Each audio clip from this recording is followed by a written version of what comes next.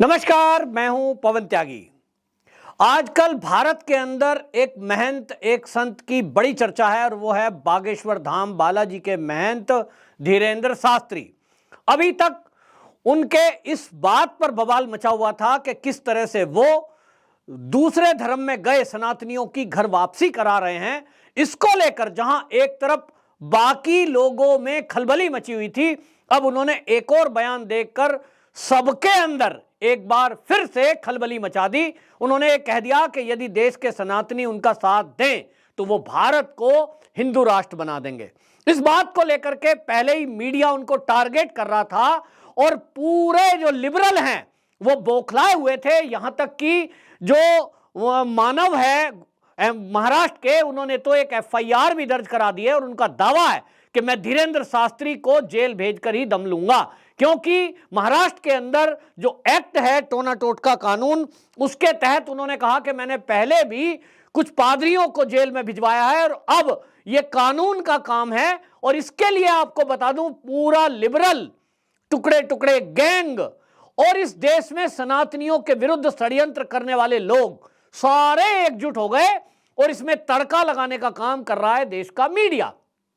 Media में एक होड़ छिड़ गई है कि कौन ज्यादा बढ़ चढ़ के धीरेंद्र शास्त्री के बारे में इस तरह की बातें फैलाए कि ये टोना टोटका करते हैं, ये भूत प्रेत उतारते हैं, ये व्यक्ति ढोंगी है। इस तरह के शब्दों का इस्तेमाल कर रहे हैं अपना बचाव करते हुए। फला आदमी ने इनको कहा ढोंगी। और तो और बहुत सारे टीवी चैनल जिसमें मैंने देखा है कि एबीपी सबसे बढ़ चढ़कर काम कर रहा है, उसके आप लेख लीजिए और वहां वो चैनलों पर माइंड रीडरों को बुला रहा है। एक नया नाम सामने आया, मैंने देखा माइंड रीडर सुहानी शाह, उसका कार्यक्रम कर दिया। देखिए, धीरेंद्र शास्त्री जैसे नाम बताते हैं वैसे तो ये सुहानी शाह है, ये तो 7 साल की उम्र से नाम बता रही है और वो लड़की जो है नाम बताकर ये सिद्ध कर रही है और वो बोल रही है धीरेंद्र शास्त्री के पास कोई चमत्कारिक शक्ति नहीं है। तो आप ये बताइए, क्या धीरेंद्र शास्त्री ने कभी एक भी वीडियो क्लिप, एक भी कोई वाक्य कोई मुझे दिखाए? कोई चैनल नहीं दिखा पाया कि धीरेंद्र शास्त्री ये कह रहा हो कि मैं एक चमत्कारिक पुरुष हूं, मैं इस धरती पर भगवान हूं, मैं तुम्हारी बीमारियां ठीक कर दूंगा, मेरे दरबार में जो आएगा मैं उनको ठीक कर दूंगा। मैंने जो शब्द कहे उस पर ध्यान दें। ये देश का मीडिया एक भी बयान धीरेंद्र शास्त्री जी का ये लेकर आए, पहले उसको दिखाए कि धीरेंद्र शास्त्री जी ये कह रहे हैं कि जो भी दरबार में आकर मेरे चरण छुएगा, मेरी शरण में आएगा, मेरी पूजा करेगा, मुझे गुरु मानेगा, मुझे गॉडमैन मानेगा, मैं उसकी बीमारी ठीक कर दूंगा, मैं उसकी समस्याओं का समाधान कर दूंगा, मैं उसके मन की बात पढ़ लूंगा। एक भी बयान दिखा सकता है क्या कोई मीडिया?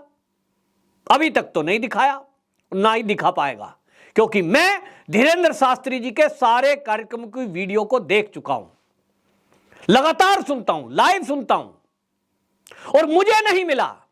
और हां, यह जरूर मिला है, हर कथा में वो बोलते हैं मैं कोई चमत्कारिक पुरुष नहीं हूं, मैं एक साधारण सा बालाजी का भक्त हूं, जो भी किसी के जिंदगी में कोई चमत्कार हुआ है वो बालाजी ने किया है, बालाजी मेरे इष्ट हैं, इनकी पूजा पाठ से आप लोगों के काम बन रहे हैं।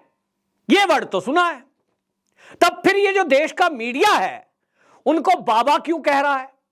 बाबा तो नहीं है, दाढ़ी लगाई हुई है, गेरवा पहना हुआ है, नहीं, वो बागेश्वर बालाजी धाम की सरकार या महंत, उस तरह का शब्द इस्तेमाल करते हैं और महंत कहते हैं जो पूजा पाठ करता है।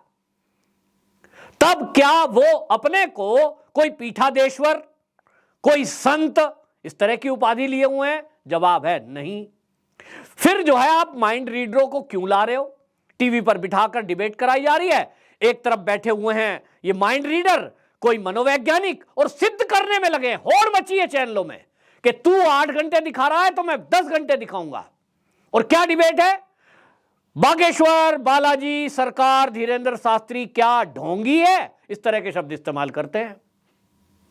और देखिए, मैं पहले कह चुका हूं, क्या इस तरह की डिबेट यहां जो भारत में चंगाई सभा जगह जगह हो रही हैं उस पर कोई करता है? कर सकता है, वीडियो तो पड़ी है। जो बाकी दूसरे धर्म के लोग ये टोने टोटके और ये सब कर रहे हैं, क्या उसके बारे में कोई डिबेट कर रहा है? ये ना करेंगे, ना किसी ने किया है। ये केवल टारगेट करेंगे तो सनातनी हिंदुओं को। और तो और इसमें देखिए कई ऐसे लोग भी आ रहे हैं। दिक्कत क्या है? क्योंकि इन्होंने हिंदू राष्ट्र बनाने की बात क्यों कह दी? अब तो इनके ऊपर केस हो जाना चाहिए। क्यों?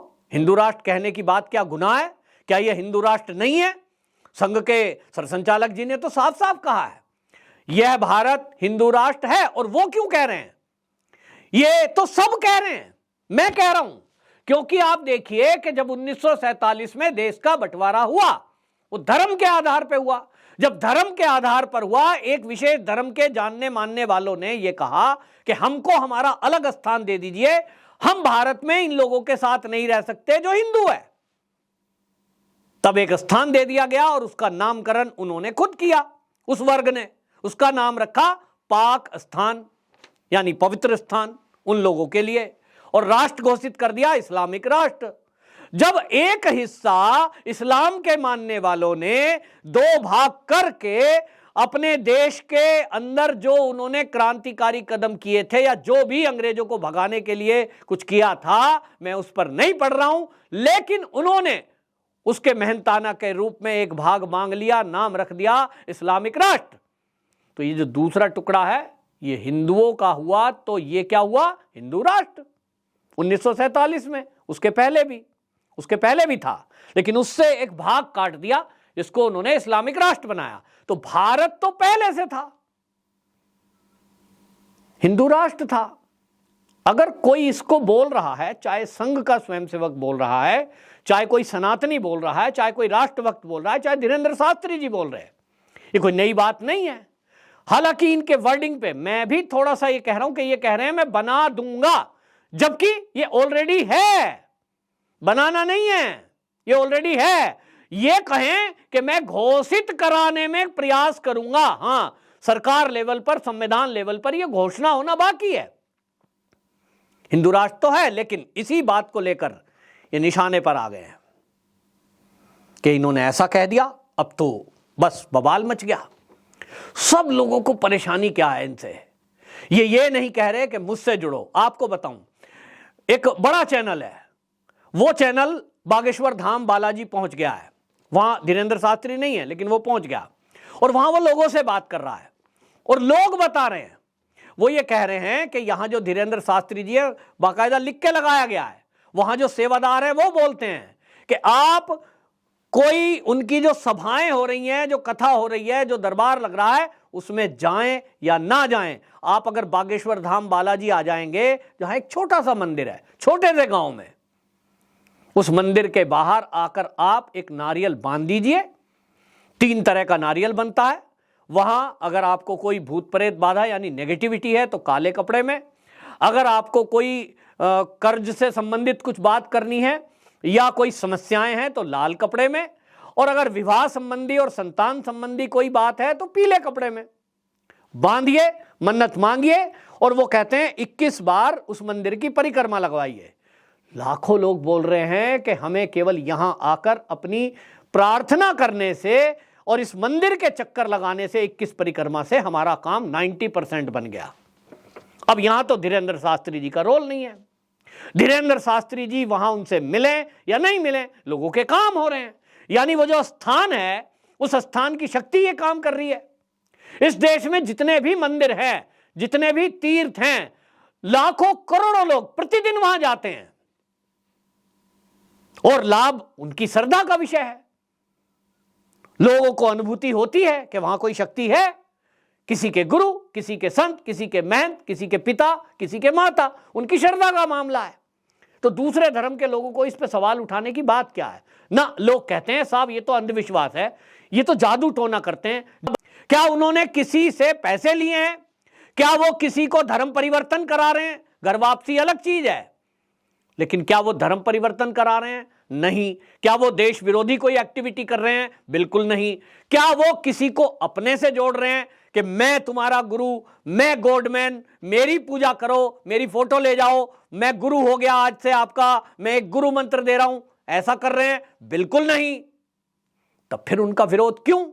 कैसे ढोंगी हो गए वो? लोग आते हैं, दरबार में बैठते हैं, सभी लाइव चैनल पे हम देख चुके हैं कि जो आते हैं वो कहते हैं भाई बालाजी की भक्ति से ये सब काम हो रहा है, बालाजी की कृपा से हो रहा है, हनुमान जी की कृपा से हो रहा है और आप हनुमान जी से जुड़ो। जो लोग दरबार में भी पहुंच जाते हैं, जिनका पर्चा भी वो पढ़ लेते हैं, उस पढ़ने पे जो मंत्र भी लिख देते हैं, वो कह देते हैं आशीर्वाद है, काम हो जाएगा, लेकिन धाम पर जरूर जाना। वो कह देते हैं धाम पे जरूर जाना, मेन काम तो वहीं से होना है। और इसलिए अपने से जोड़ ही नहीं रहे, तब फिर देश में खलबली मची क्यों है? आपको बता दूं, ये खाली यही लोग नहीं है, कुछ संत महंतों के अंदर भी खलबली मची है। उनको लगता है कि एक 26 वर्ष का जो बालक कहूंगा मैं उसको, वो बालक इतना प्रसिद्ध कैसे हो गया? तो लोग कहते हैं साहब उसका मीडिया, सोशल मीडिया एक वो तो जो है अपने को प्रचारित कर रहा है। तो भाई अच्छे काम का प्रचार तो बढ़िया ही है।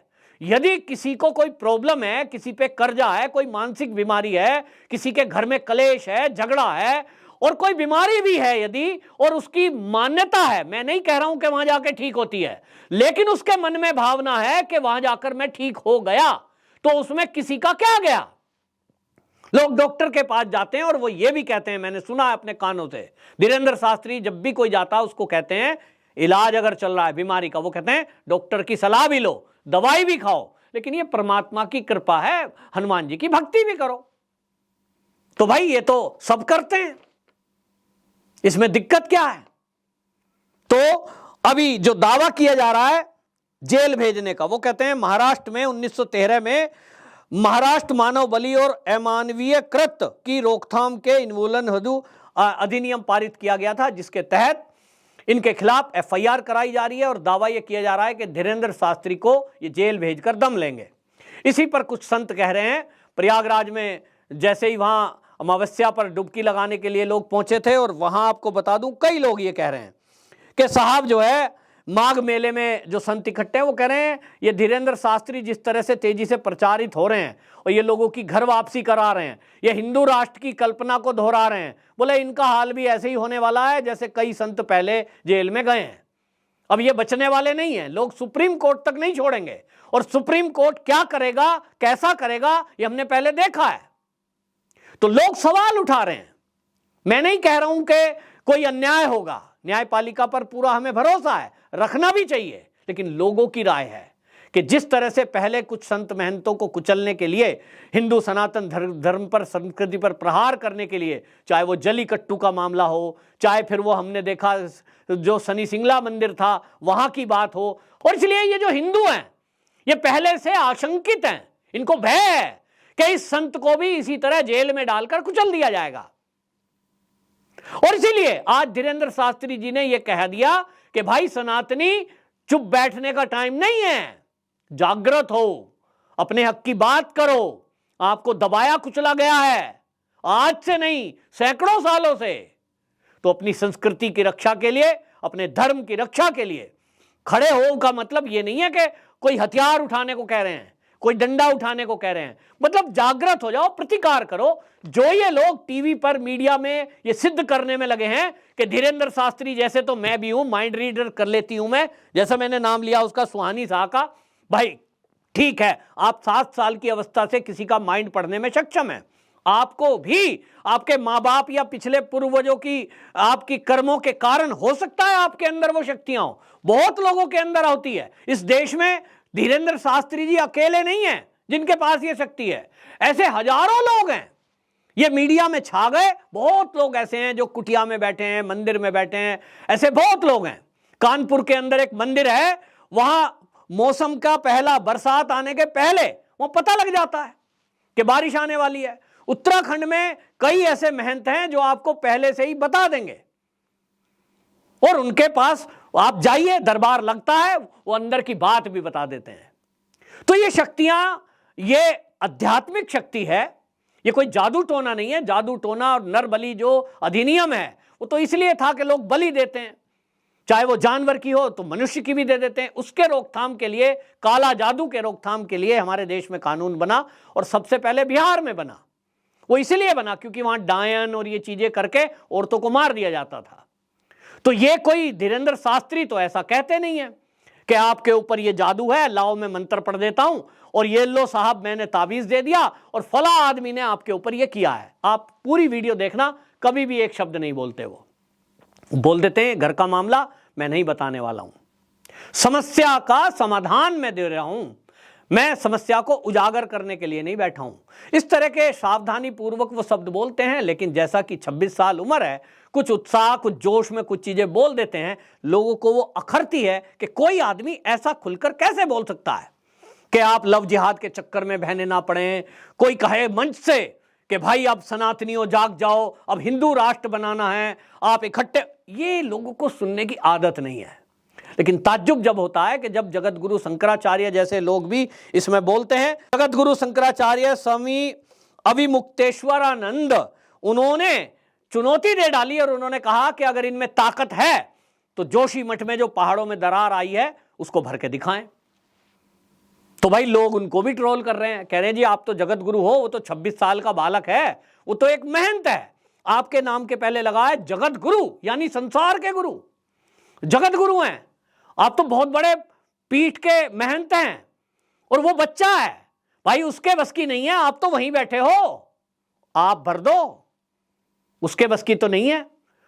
कहलवा देते हैं धीरेंद्र शास्त्री से, वो तो कहते भी हैं मैं कोई चमत्कारिक पुरुष नहीं हूं, मैं तो छोटा सा बच्चा हूं।